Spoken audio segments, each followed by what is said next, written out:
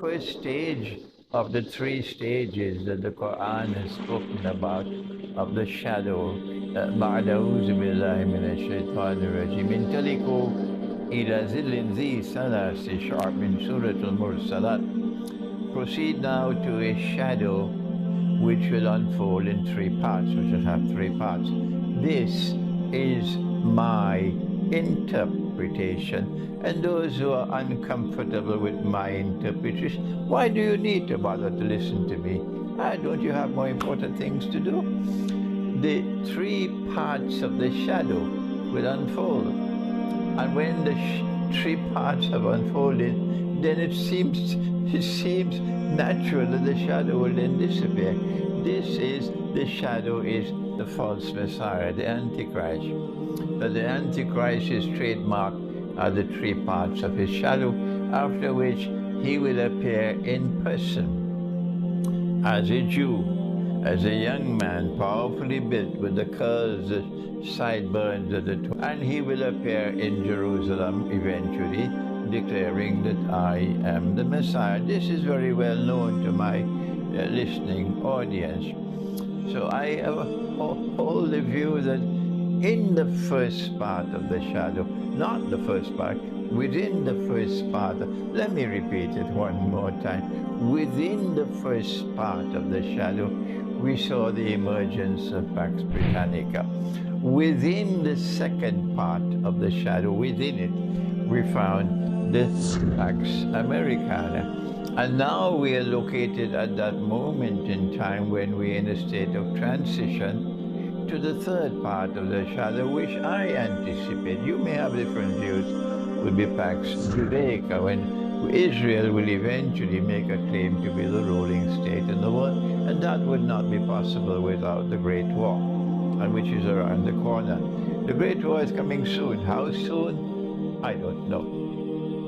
Now, what I want to share with you today is, remember, that when Solomon, Nabi Sulaiman alayhi salam, was ruling the world from Jerusalem, from the holy state of Israel that we call a Khilafah state, remember that Allah tested him and placed upon his throne someone described as a jasad. You will not find this information anywhere else in the world except in the Quran. When Solomon saw, alayhi salam, he saw the jasad sitting on his throne. He recognized the jasad to be someone evil. He recognized the jasad to be someone evil. He recognized that the jasad wanted to inherit his throne, to rule over holy Israel. All the prophets of Allah were taught about Dajjal, the false Messiah, the Antichrist.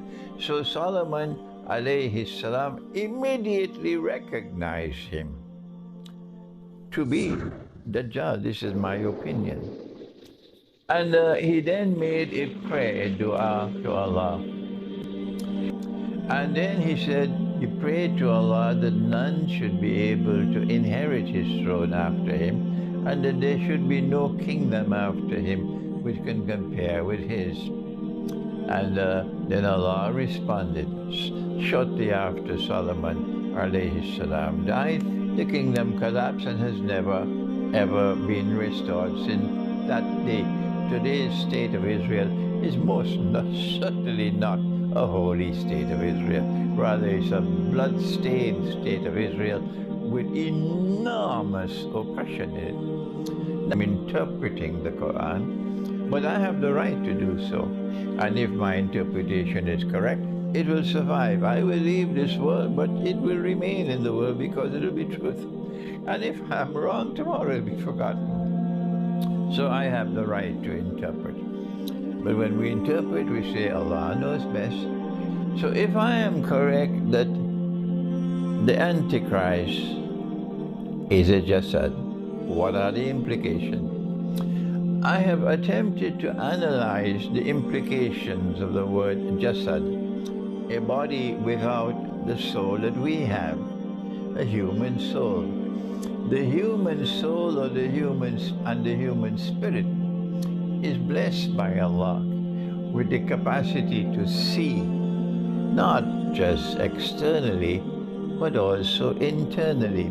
The capacity to hear, not just externally, but also internally. The capacity to use the heart to know, not just that which is conventionally known, but that which otherwise cannot be known. And people have lost the capacity to think.